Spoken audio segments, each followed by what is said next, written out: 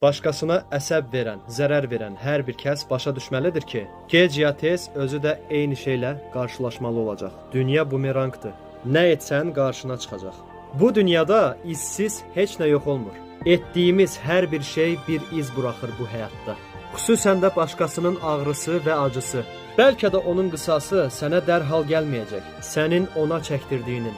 Bəlkə də heç o insandan da sənə gəlməyəcək. Amma bu həyat dünyaya verdiyin şeyləri sənə geri qaytarmağın bir yolunu tapacaq. Bəzən bu başqa insanların vasitəsilə də baş verir. Bəzən isə məyusluq, tənhalıq ilə, şəraitə görə də baxır kimdə necə. Və bəzən də daha da çətin olan sınaqlar vasitəsilə də, özünüz səbəb olduğunuza görə. Bu həyatda bir göz yaşı da boşa getmir və heç bir ədalətsizlik də diqqətdən kənarda qalmır. Sadəcə hər şeyin öz vaxtı zamanı var. Düşünə bilərsiniz ki, etdiyiniz fəsadlardan qaçmısınız. Amma yox, həyat elə belə deyil. Bu sadəcə bir illüziyadır. Unutmayın, ağrı, acı bir borc kimidir. Onu dərhal da geri qaytarmaq olmur. Amma o mütləq özünü sizə xatırladacaq.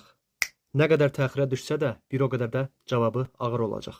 Həyat istər-istəməz o insanı öz hərəkətlərinin nəticələrini hiss edəcəyi məqama çatdıracaq və ondan sonra üz döndərmək mümkün olmayacaq. Ona görə də bu barədə əvvəldən düşünmək lazım idi. Görək hazırsınızmı dözməyə başqasına etdiklərinizə görə? Çünki o ağrı acı geri dönəndə təsəvvür edə bilməyəcəyindən də güclü olur. Bu sözlərin barədə bir düşün.